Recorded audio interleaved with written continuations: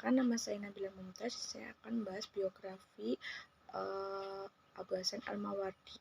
Al-Mawardi merupakan nama populernya, adapun nama lengkapnya adalah Abu Al-Hasan Ali bin Muhammad Ibnu Habib Al-Basri Al-Mawardi. Ia dilahirkan di Basra pada tahun 364 Hijriah, bertepatan dengan tahun 975 Masehi, dan meninggal dunia di Baghdad pada tahun 450 Hijriah dalam usia 86 tahun. Al-Mawardi lahir dalam satu keluarga Arab yang membuat dan memperdagangkan air mawar, karena itu ia disebut dengan nama julukan Al-Mawardi.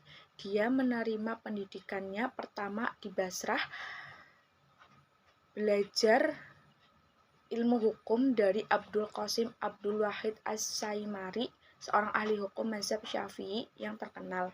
Kemudian pindah ke Baghdad untuk melanjutkan pelajaran hukum, tata bahasa, dan kesusastraan dari Abdullah Al-Bafi dan Syaikh Abdul Hamid Al-Isfraini. Dalam waktu singkat, ia telah menguasai dengan baik pelajaran-pelajaran dalam pelajaran Islam, termasuk hadis dan fikih, seperti juga politik, etika, dan sastra. Dari menjabat kodi di berbagai tempat, kemudian diangkat sebagai kodi Al-Quzat di Ustua, sebuah distrik di Nizapur. Karir Al-Mawardi selanjutnya dicapai pada masa Khalifah Al-Qaim 103 sampai 174.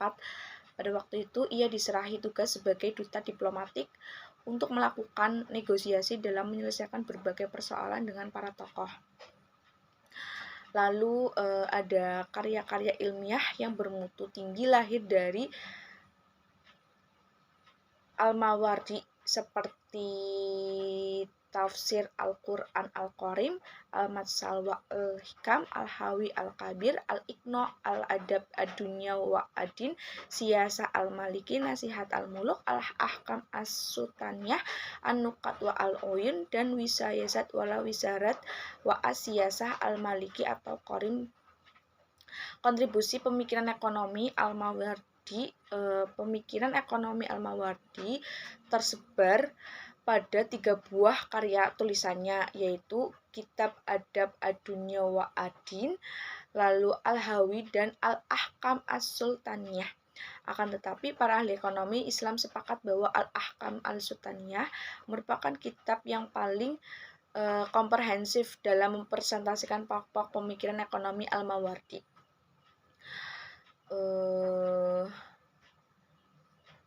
Buku ini ditulis Al-Mawardi pada paruh pertama abad ke-5 Hijriah, akan tetapi kitab Al-Ahkam Al-Sultaniyah ditulis secara sistematik dan runtut, dan bagian utama kitab ini membahas tentang masalah perpajakan, persoalan pengelolaan tanah, wilayah pembelanjaan publik, dan masalah keuangan.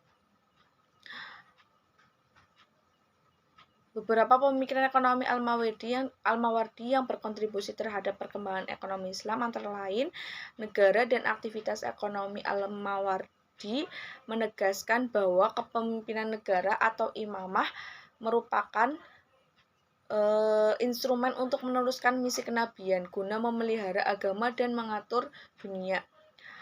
Pemeliharaan agama dan pengaturan dunia merupakan dua jenis aktivitas yang berbeda namun berhubungan secara simbiotik. Keduanya merupakan dua dimensi dari misi kenabian.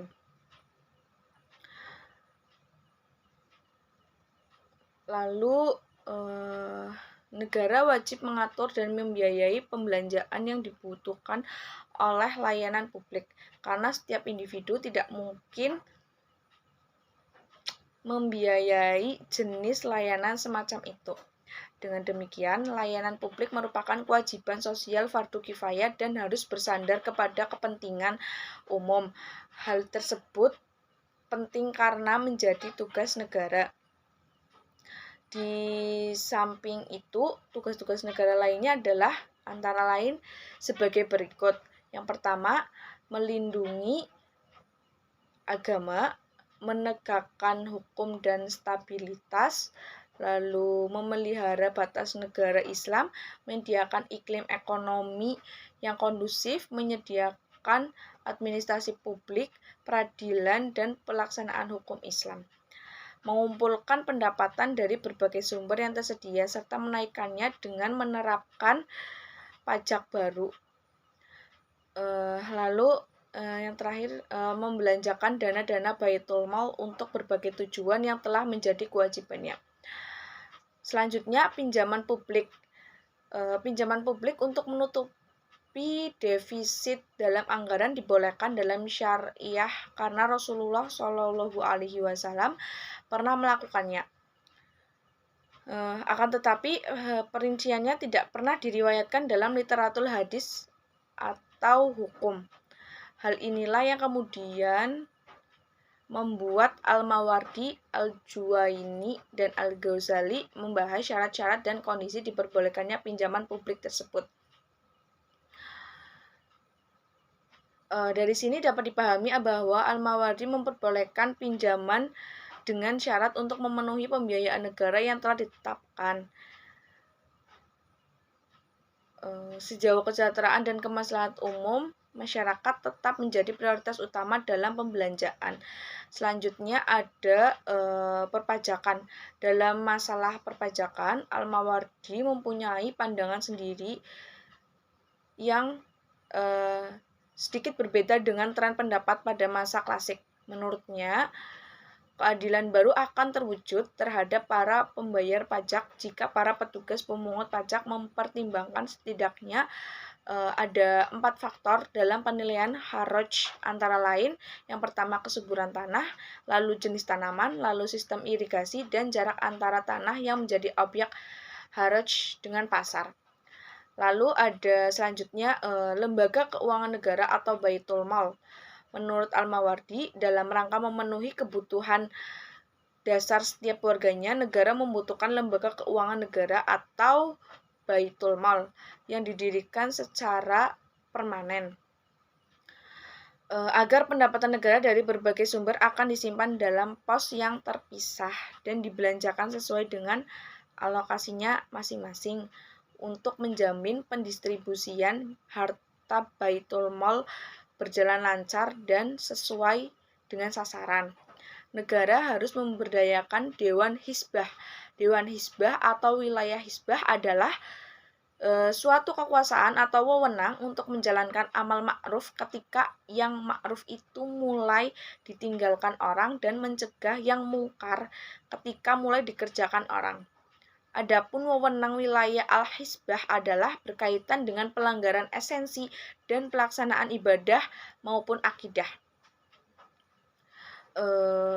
Pelanggaran esensi dan pelaksanaan ibadah seperti tidak melaksanakan sholat, puasa, zakat, dan haji, termasuk juga permasalahan muamalah seperti penipuan dalam jual beli, misalnya mengurangi timbangan, penipuan kualitas suatu barang, pelanggaran asusila, perjudian, sikap sewenang-wenang dalam mempergunakan hak tanpa mempertimbangkan kepentingan orang lain.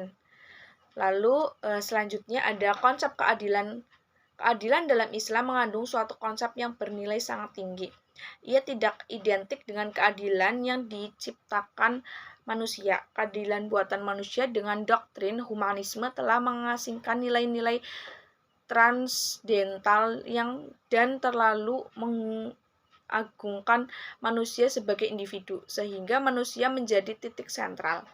Sebaliknya, konsep keadilan dalam Islam menempatkan manusia pada kedudukannya yang wajar, baik secara individu maupun sebagai suatu kelompok masyarakat. Menurut Al-Mawardi, keadilan terbagi menjadi 3 macam. Pertama, keadilan pada orang yang secara status berada di bawahnya, contohnya pemimpin kepada rakyat. Kedua, keadilan kepada orang yang secara status berada di atasnya, contohnya rakyat kepada pemimpinnya. Yang ketiga, keadilan kepada orang yang secara status tingkat atau setara. Pentingnya keadilan ini karena keadilan merupakan timbangan Allah yang diletakkannya di tengah-tengah makhluknya dan ditempatkan bagi penentu kebenaran.